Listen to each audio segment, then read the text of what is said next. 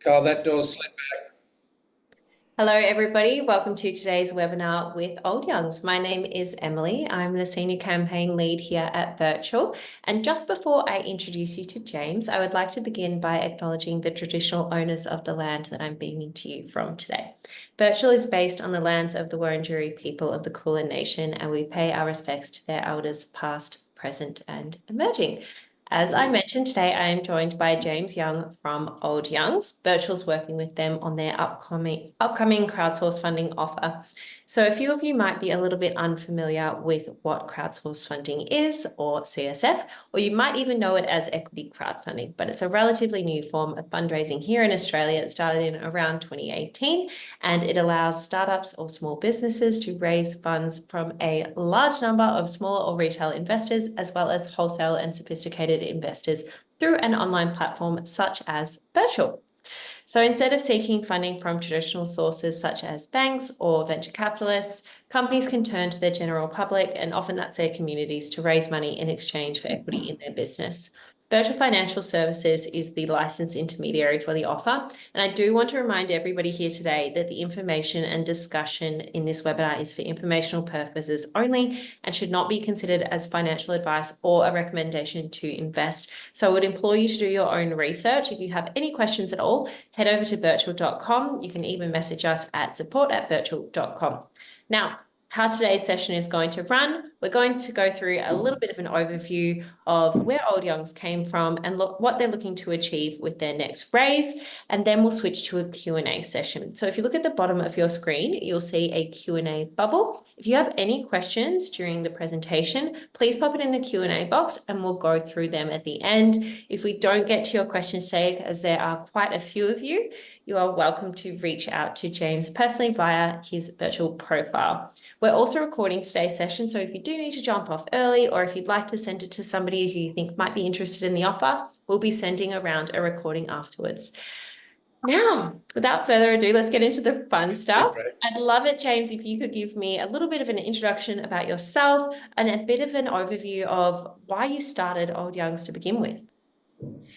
Emily, thank you so much, and thank you to everyone who's out there and for taking the time, middle of the day. So I appreciate people who have jumped on today.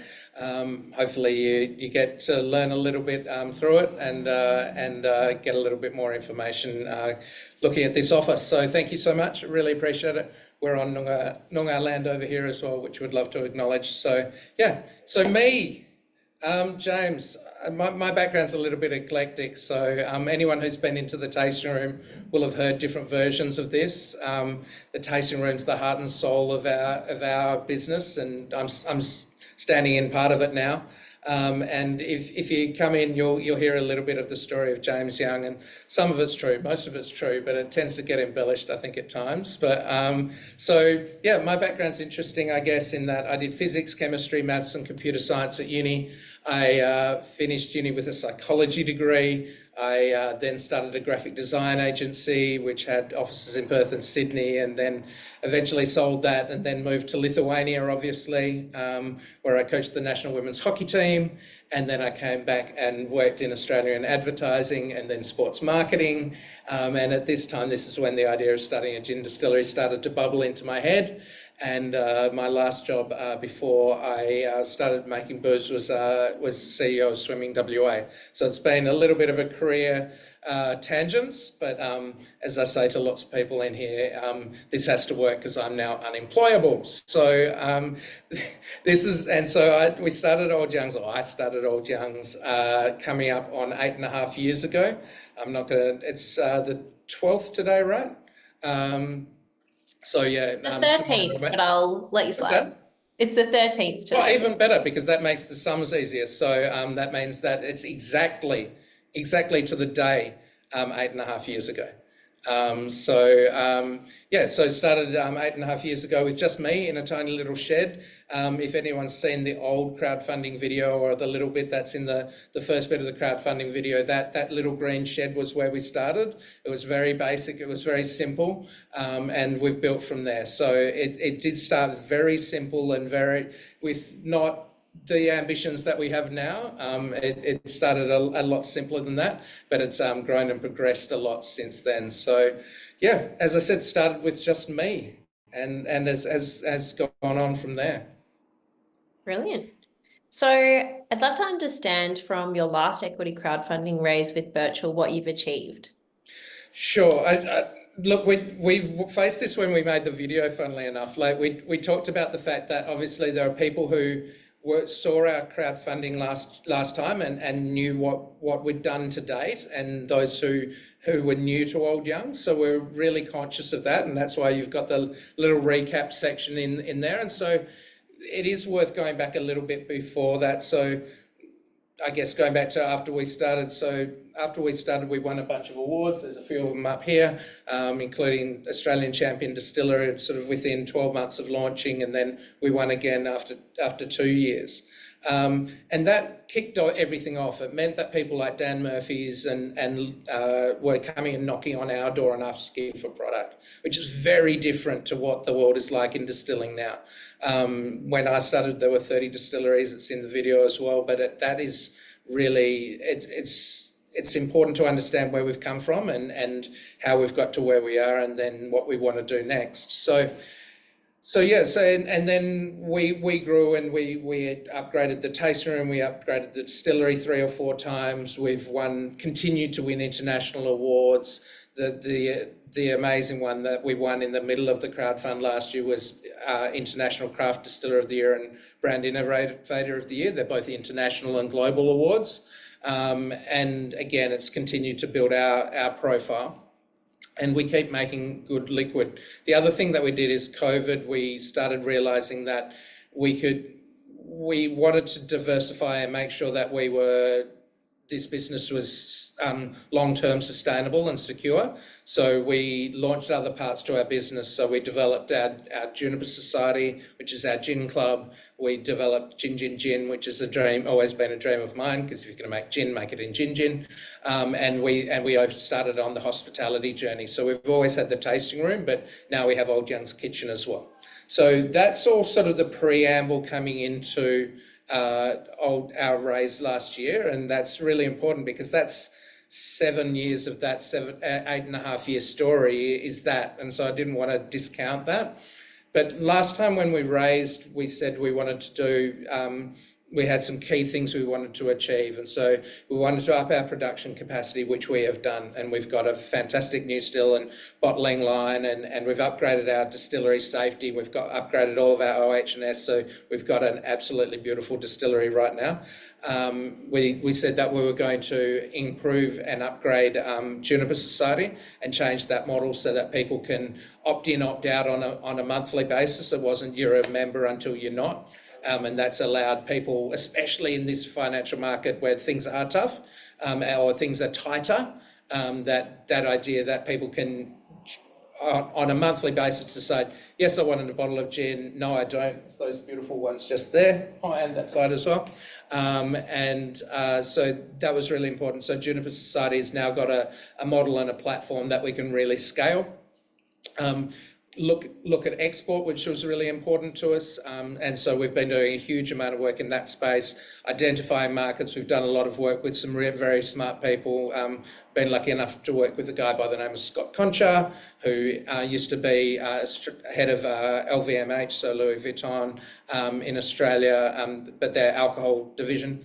And before that, he was Glenmorangie, Asia Pacific. And so he's been helping us identify markets, and we're starting to open up those conversations. We're beyond opening up those conversations now in terms of looking at markets like, so we're in Singapore now, but looking at markets like Malaysia, Thailand, Hong Kong, and Japan. With sort of Vietnam and India as probably secondary markets behind that. So we've done a lot of work in that area. We talked about building a East Coast sales team, and that's something I want to come back to, if that's all right. I'll talk about where the market's at and what we're doing. And then the last one was, we said we were going to build a cathedral of gin. Now, if anyone who's on this call, I suspect might have seen a little bit of the video and has seen the idea of that. So that was a phenomenal process for us. we went big on it.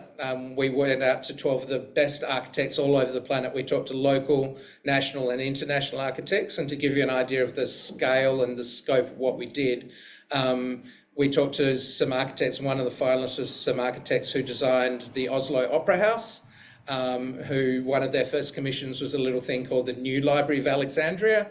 So these guys, the people that we talked to were just phenomenal architects, and we went from 12 architects. We pitched it out to 12, hope 3 or 4 would be interested, because of the quality and size and scale of some of these architecture firms. All 12 were interested. So then I had the fun but really tricky task of cutting that 12 to 3, and then we had 3 people pitch. And so we had 3 people develop designs, and what you saw in the video is from Cumulus Studio in Tassie. They've also just won the Tassie football stadium contract as well. They were part of the design team that's just won that job, so they're kicking goals left, right and centre at the moment. But they desperately wanted this job. They put in so much time and effort. They just... The heart and soul and passion and everything that we put into our business, they reflected in what they did for the design. So when they presented, it was just so fantastic. It wasn't just a stunning building, and I'll talk a bit more about that afterwards as well. It wasn't just a stunning building, but it was a brilliantly thought out building, and it's a building that works. It's not just something you see and go, oh, pretty.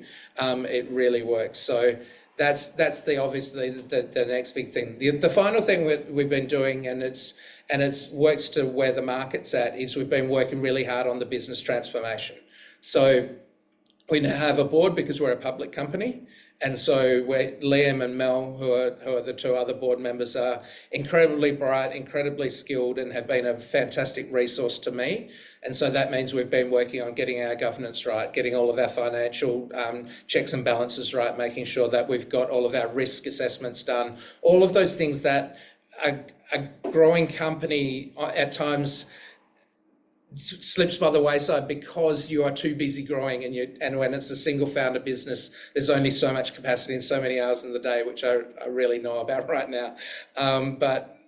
So they've been fantastic in building strategy for the business, getting that governance right, all of those things. So that business transformation has been incredibly important as well. So all of those things have led us to kind of where we're at today.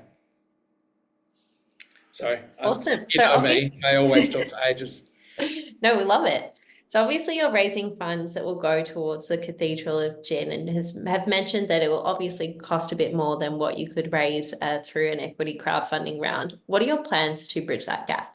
Yeah, sure. So where we're at the moment is obviously we have our concept designs, and we've done a lot of work in the background to make sure that we've got all of our surveys and all the geotech work and all the things to prove that we can build the building, and the business plans and all of those things. That's all been done.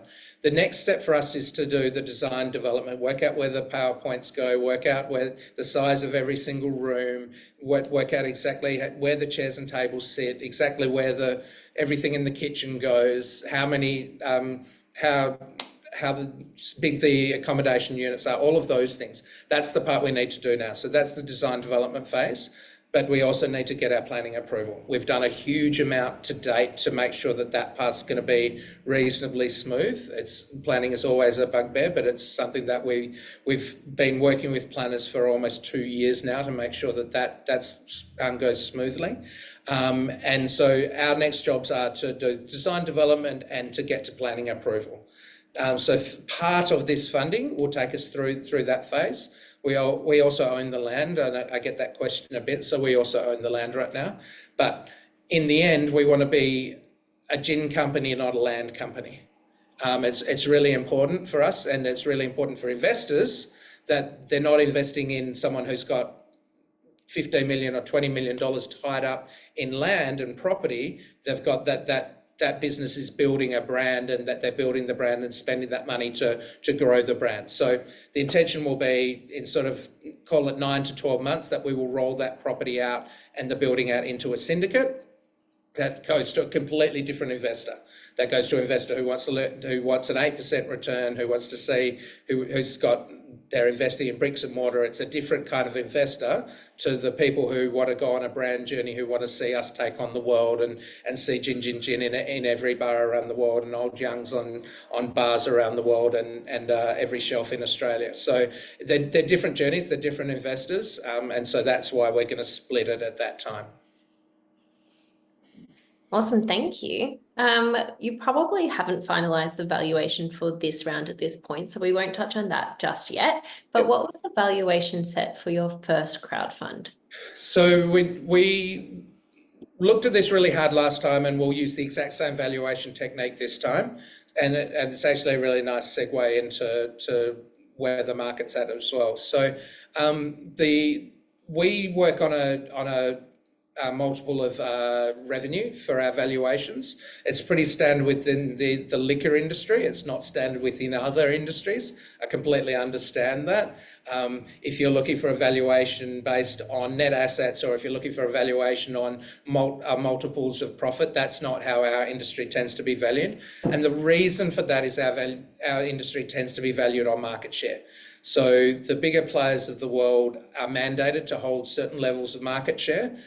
So they might want to hold 13% of the Australian spirits market and 9% of the Taiwanese spirits market, or whatever. And so the reason why you see acquisitions in our industry, whether that be beer, wine, or spirits, is because people start to take away that market share. So whether that be Little Creatures over here, or Feral, or Matilda Bay as examples, or more recently, if you look at Four Pillars or Never Never, those are brands that are starting to build market share and prove that this is a product that people want, and that it's marketable and saleable. That's when you'll start to get notice from bigger players. It doesn't mean you have to like listen to that knock on the door, but that's when those knocks on the doors will come. And so we've always used multiple of revenue. It's pretty standard in our industry. And so for us, we've grown a small amount in the last year and a half. And look, that's not bad in the market that we're facing. We know that many of our not competitors, I'd say peers in the industry, have seen 30 and 40% drop in sales, and that I would not wish that on anyone. And I feel for all of those people, because the cost of living and that some of those pressures with interest rates and inflation have been really tough on people. And so we have seen that contraction. We've held our sales. So our expectation is we're coming in a valuation pretty similar, a small growth, but when there's absolutely no point in me going to market with a stupid valuation, because if that knock does come at the door and then someone says, hey, we want to buy your business, but at this price, then I've just let down all my shareholders. So for me, if we don't have a sensible valuation now, I said this in the last webinar or the last Q&A we did, if we don't get a sensible valuation every step along the journey, then it doesn't help anyone in the long term. So that's the intent, so that's the expectation, that we'll go out with a valuation similar-ish. So we raised at 75 cents last time. I'd suggest it's going to be in that range this time around as well. The good thing is we haven't built in upside. So when this building goes, and look, we turn over about $3.5 million on site here on about 150 packs. The new site will hold 500 packs plus. You can do some pretty simple sums. 3.5 times 3.5, you're up around that $11-12 million mark.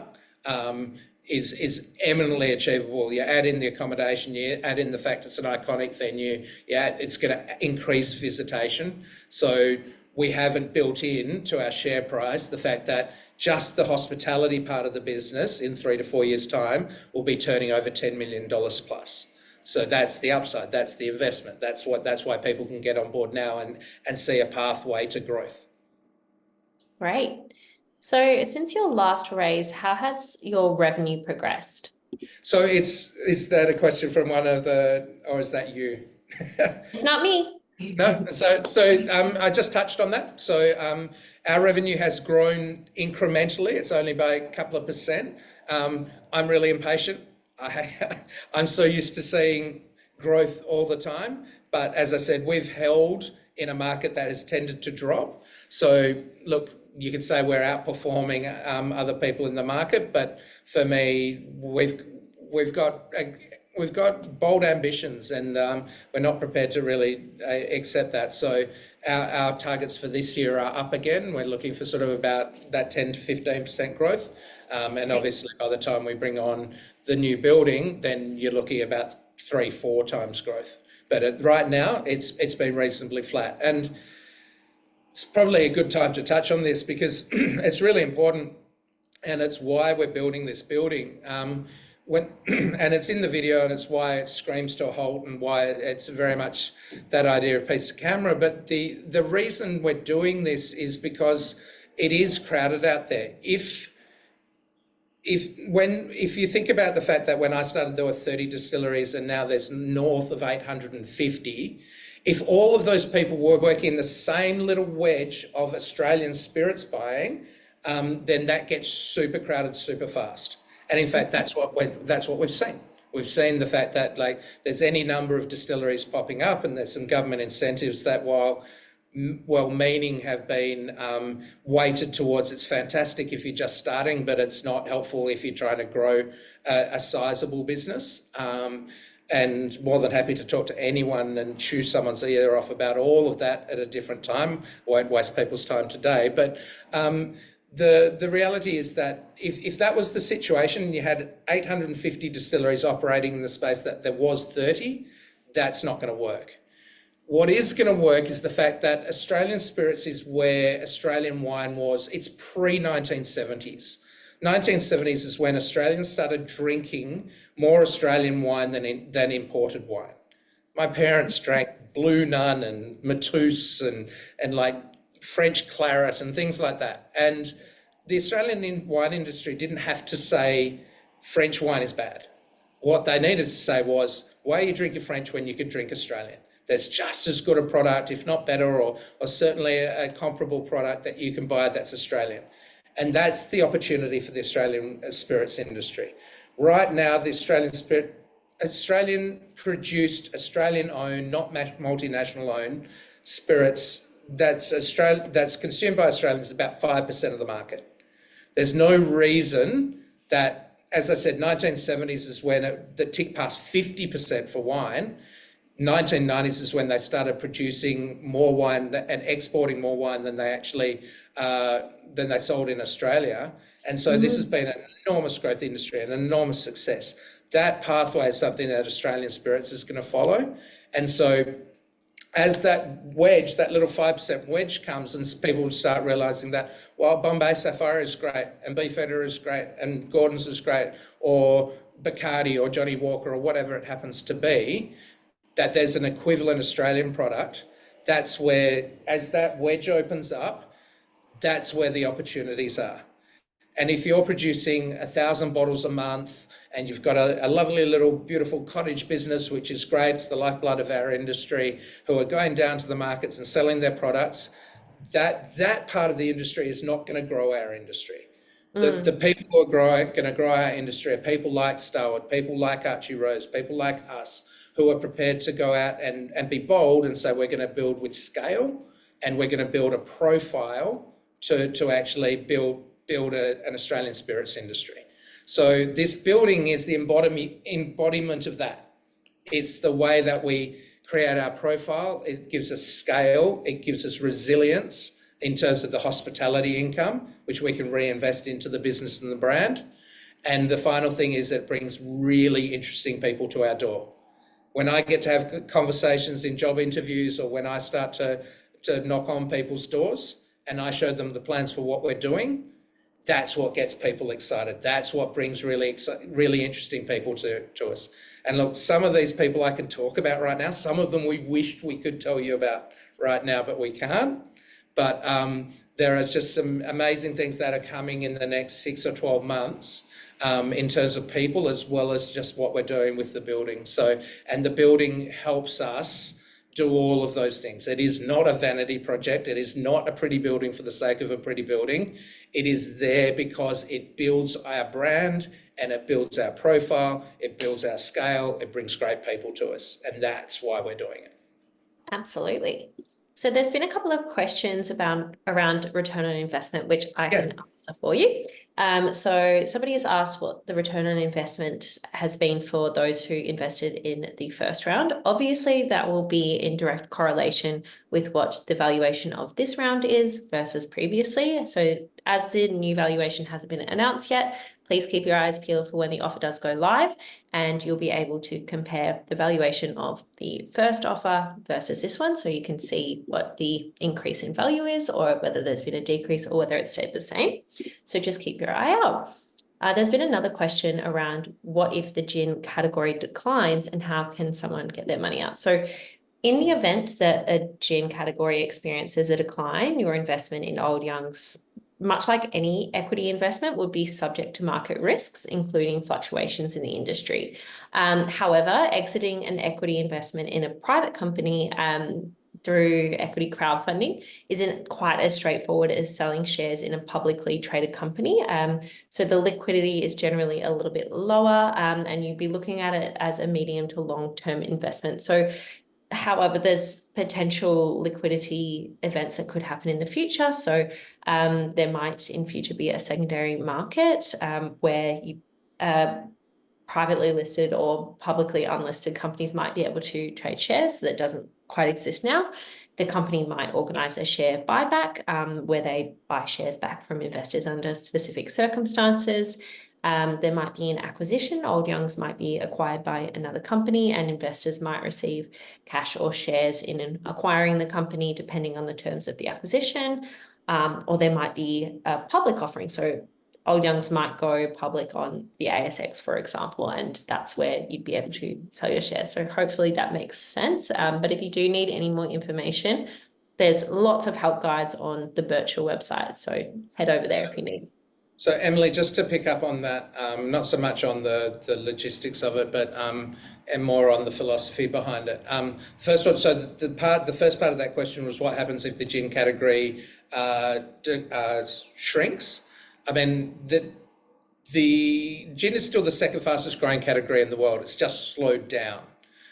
So there is still plenty to go. If you think about when vodka hit its heyday and when vodka was incredibly popular, that's the 1990s. And it's only just in the last year that gin's overtaken vodka as the highest drunk white spirit on the planet. So there's plenty of time in terms of there's still plenty of scope to sell lots and lots and lots of gin. And as I said, the way that as we take market share off some of those bigger players, some of those international players, so gin's not going to disappear.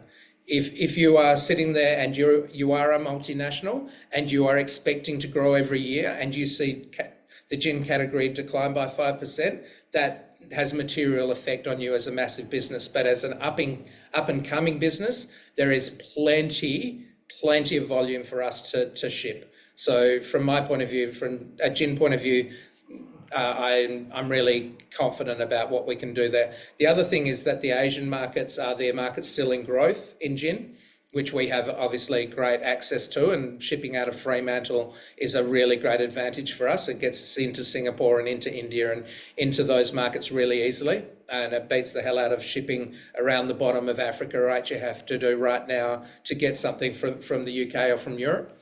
The second part to that is that we do still make vodka, and Pavlova vodka is still a great selling product for us. We do still have gin. We do still have the Juniper Society. If we can get Juniper Society into the US, and the US has not hit its gin boom yet. Now, if we were going in as just a brand into the US, anyone who knows anything about the American market, it's very complex. And it's very tough to crack because it's 50 different countries. Every single state has different rules, and they have a thing called the 3-tier system, which makes it very difficult to break in.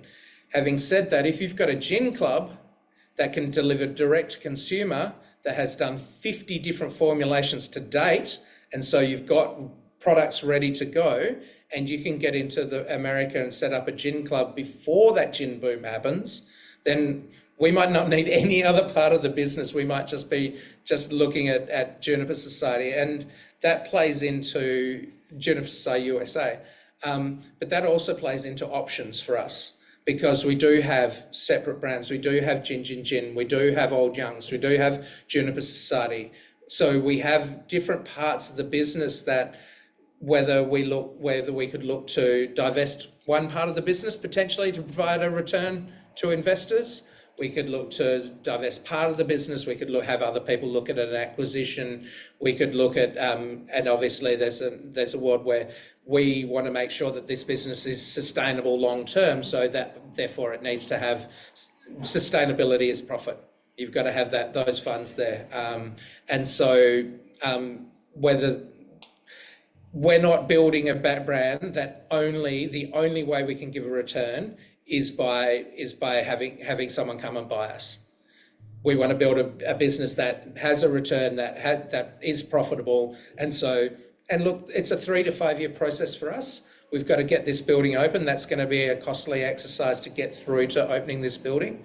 But when we've got the building up and humming, then the absolute intention from the board and from me is to have that providing a return to investors. And so I've got this theory, and look, do not hold me to this, but I've got this awful feeling that it's going to be when you're sitting there and profitable, that's when the knock on the door comes, right? When you don't need it, that's when it'll come. But yeah, look, that's so in terms of that, to anyone out there who's thinking about and looking for a return in the next 1 or 2 years, or looking for a dividend in the next 1 or 2 years, that is not our intention. Don't invest, honestly, don't invest if that's what you need. We will be reinvesting in this business to grow this business for the next 3 or 4 years. And that's the point where we'd like to be, at a point where we have built the business and made sure we've got all of the governance right and all of the systems right, and all, so that if someone does knock on the door and they want to look at the system, they don't just look at the profile and look at the market share, but they come in and say, your safety is perfect, all your systems are perfect, all your processes are perfect, this makes you an attractive business. They're all the things we're doing that we've been doing for the last couple of years, and that we're doing for the next few years, to make sure that if there is an opportunity to provide a return on investment, then we're ready for it. Not that we get a knock on the door and then we go, holy shit, we need to get our books in order and we need to get everything right, and come and talk to us in 12 months. It doesn't work that way. 100%.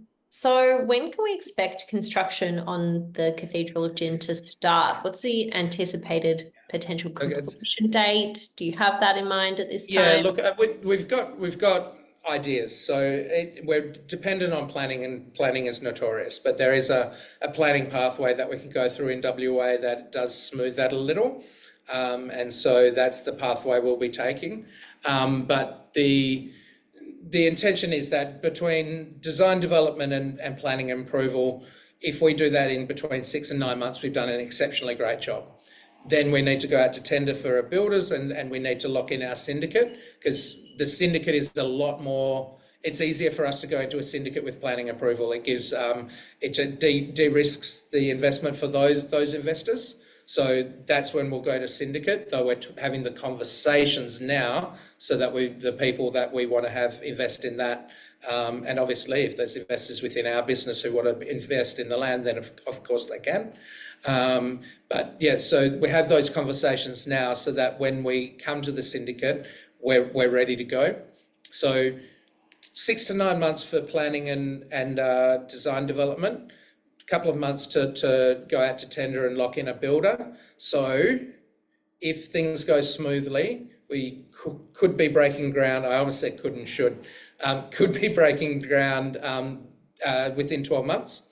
And I've been told it's an 18-month build. I'll believe it when I see it. I'm working to two years for the build. So there's a world where we are open in December 2027. That's where we'd like to be, and that's certainly what I'm holding the architects to, and what I'm telling my team, and that's our goal, is to be ready before the end of 2027. Brilliant.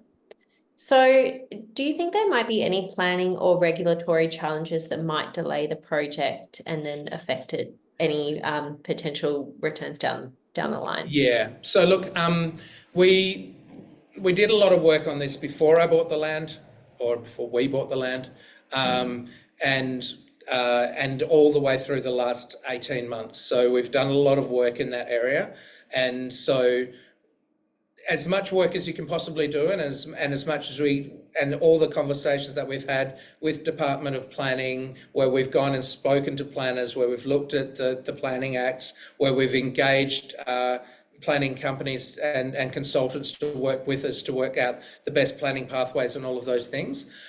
As far as we can tell, and with all of the knowledge, and this is not a finger in the air, we think we'll be fine. We've done a lot of work to prove this, that we think the path is relatively smooth. And so look, this is a business. I had a conversation where basically I was told this is a business that creates jobs, it's hospitality, it's tourism, it is a value add for product in the valley when you look at and that's my gin person back before. We're also going to make brandy, and brandy is going to be a big thing, trust me, believe me. My directors are quietly cursing me right now, but like brandy will be a part of our story, mark my words. But we can value add in terms of the grapes and the product in the valley through brandy. And we're creating an iconic site in the valley to hang tourism off. So it ticks a lot of boxes. Oh, sorry, and it creates export and it's manufacturing. So this is a business that ticks a whole lot of boxes, and a project that ticks a whole lot of boxes. And that's why it's got some fantastic support in all the different conversations I've had to date. Brilliant. So, do you think that any construction issues might arise, if you take into account the current environment in WA around builder shortages, defaults, etc.? Yeah. So look, I mean, it's going to be a big project. So look, you're not going to be going to a little player to build this. And obviously, when we choose our builder, we will work very closely with the project manager to make sure that we get that right. I do have the luxury of having a wife and a brother who are architects who are there to help point me in the right direction as well. But in terms of the building costs and those blowouts and those things, it's something that we'll obviously have to manage. And it's why we'll work with good people. It's why we've always done. So make sure that we have a great project manager. We have a great team. We work really closely with Cumulus to make sure that this happens. But look,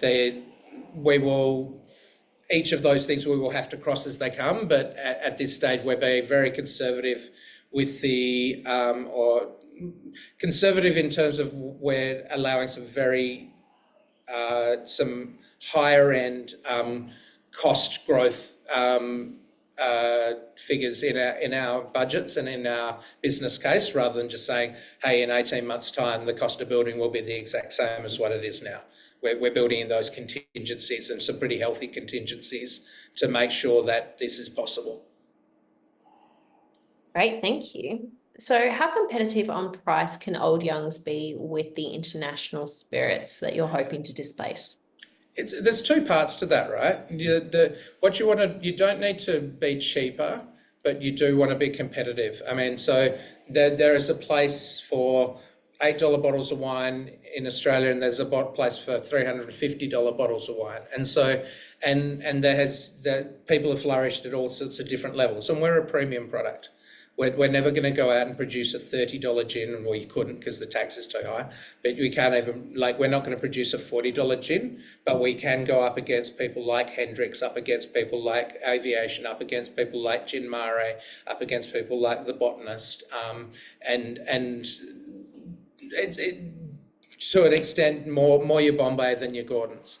But yeah, so when you're producing and you get scale, which is what we're building this facility to do, you can absolutely achieve that. And the good thing is that people will buy into that story, and people will pay a small premium. We're not talking $20, $30, but where you've got a choice between for argument's sake, a bottle of Aviation, I'll pick on Aviation and Ryan Reynolds, a bottle of $58 Aviation and a bottle of $60 Old Youngs, or a $65 bottle of Old Youngs. then you're in a conversation. But if you're $20, $30 more expensive, then you tend not to be. So regarding the price, is there an analysis of price elasticity in different markets? Oh, yes, is the answer to that. This is why you work with experts. So when you talk to someone like Scott and you do a value build across the whole business and you market by market, and look at where your opportunities are and look at other products in the market and you do your value build, yes, 100%. There is absolutely elasticity across different markets. It's a good question. Brilliant. So I wouldn't have been able to answer that very well 18 months ago. lucky we're here today. Yeah. So how has your Old Young's strategy considered Australian excise tax rising, and are there any plans for how to consider future rises?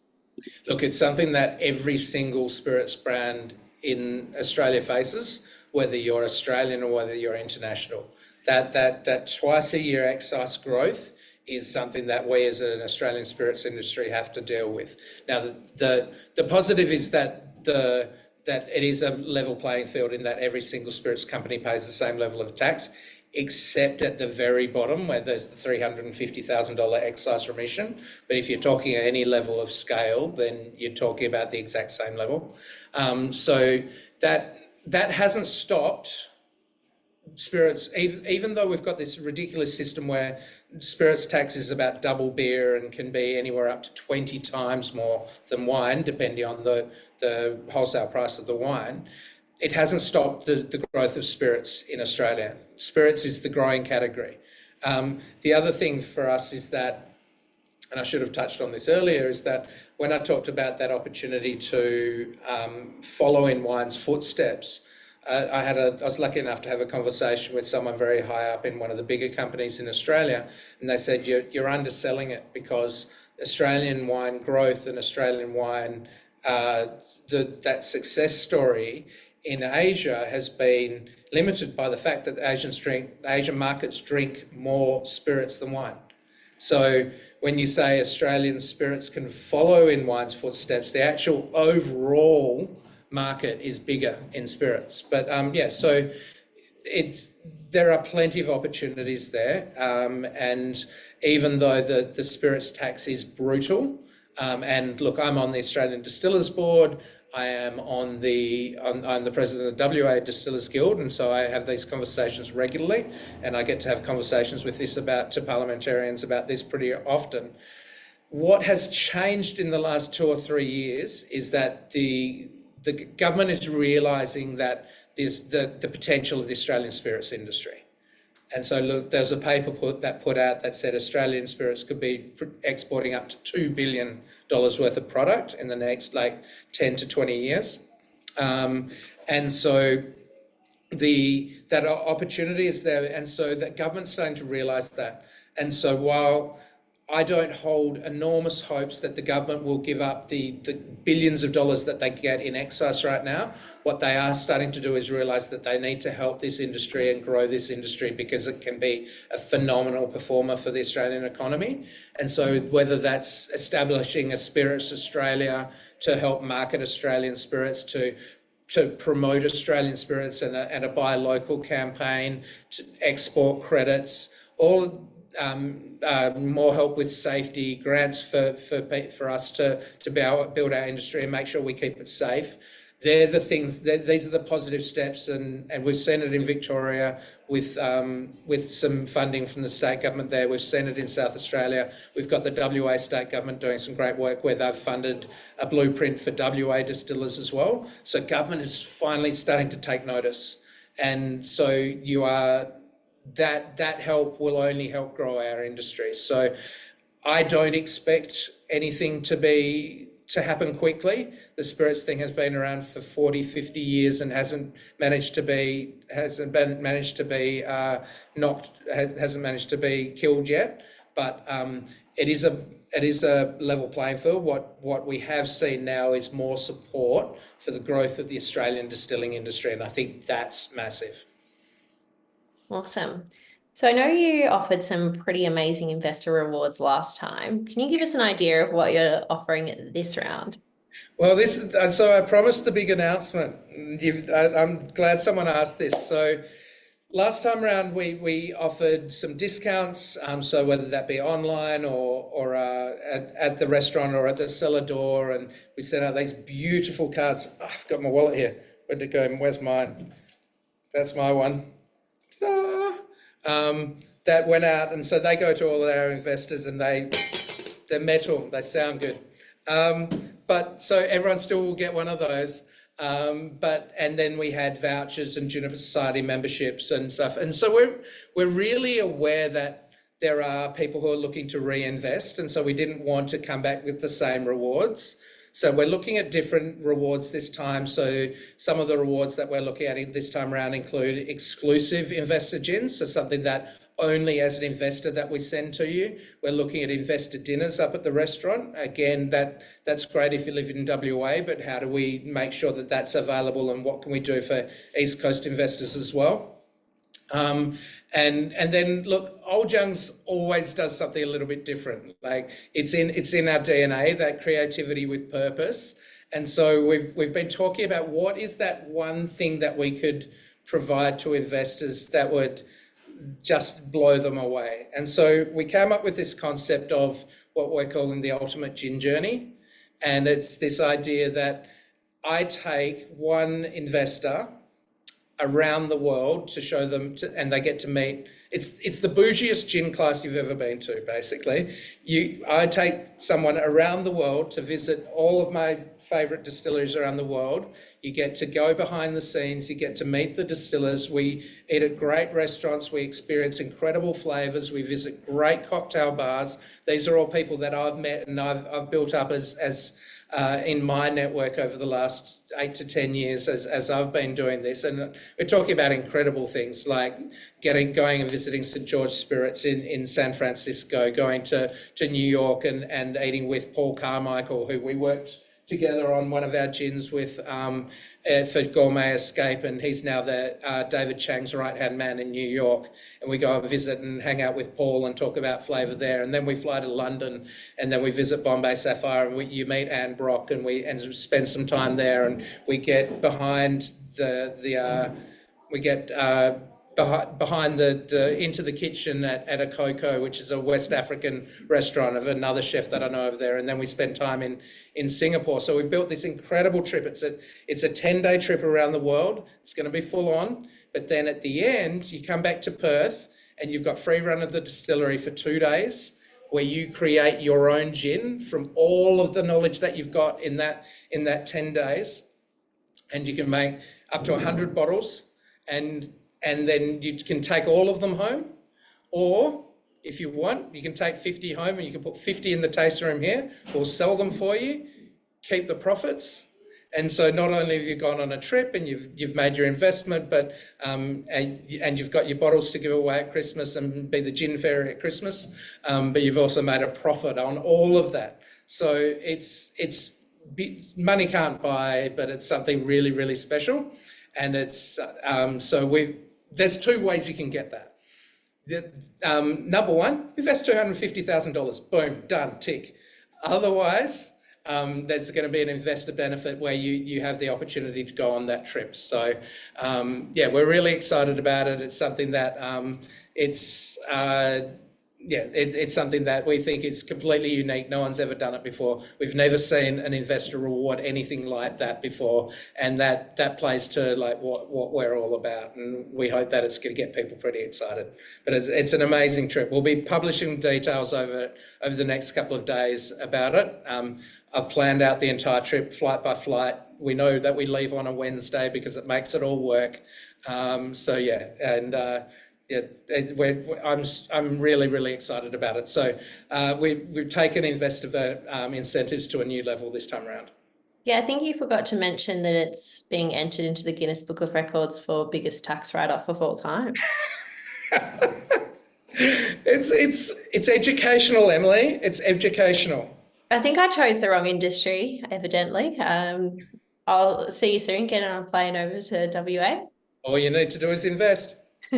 Just $250,000. Simple. Or Or True. The competition element, it makes it open to everyone. I love it. I love it. I love it. absolutely. It's brilliant. So with the earlier comments that you've made on maintaining revenue in a contracting market, has market share increase relative to competitors during this time changed? Yes. So we've held our ground when we've seen a lot of people shrink, and so look, compared to the industry, we've done well, but I'm not content with that. We obviously want to keep growing, and again, these plans are part of how we do that, and there will be consolidation within our industry, and we're already seeing it where there've been some of the smaller distilleries who have said, look, a couple of years in, this is not as much fun as I thought it would be. But I think the market isn't contracting per se. It's just the opportunity is still there. The growth. I wouldn't be standing here and I wouldn't be asking for investment if I didn't have enormous and complete faith that the overall Australian spirits market is going to grow. It 100% will. There's no reason to drink international spirits when you've got great Australian spirits, whether that be Starward or whether that be Archie's or Prohibition or Hellier's Road or Sullivan's Cove or Basson and Flinders making brandy in Mornington Peninsula. There's a plethora of incredible Australian spirits, and that's going to be picked up. We're at just the absolute start. Remember, I said we're pre-1970s of where the Australian wine industry is. So the growth is there. It's just making sure that you set up your business right. You have you're well managed, you're well run, you've got your strategy right, you've got your product right. We get to launch new packaging in the next couple of weeks, which is really exciting, and that's going to be a great thing for us as well. It's something I didn't mention earlier and should have. So yeah, that's another big next step for us is it's the new packaging and launching that. And yeah, so in terms of the opportunities for growth, they're still there. It's just the fact that if you are doing exactly what you always did and just assume that the Australian spirit is part of 8 years ago, it was pretty much, it doesn't. Oh, you're back. Did you lose me or did I lose you? I think you lost me. Okay, great. You froze on me for a second. Lucky me. I'm sure it was at a convenient moment where my face was absolutely stunning. So the minimum investment, sorry, someone might have misheard this thinking the minimum investment was $250,000. Oh, no. $250. No, that's a Birchal number. Our number last year was 450. We haven't set our minimum investment amount yet. I suspect it'll be very similar to what it was last time, but no. 250,000 guarantees you're on the trip. There'll be a level, and I suspect it's going to be $2,000. $2,000 guarantees you that you're in with a chance to go on the trip. And look, we had 855 investors last time round. Hopefully we get something similar to that this time round, but they're not the worst odds in the world to go on. And what's a close to $100,000 trip when you put it all together before you put all the money can't buy stuff on it. It's a pretty special. Oh, did I mention business class airfares? So yes. And stunning hotels, because if you're going to go around the world in 10 days, we got to make sure we look after you. Absolutely.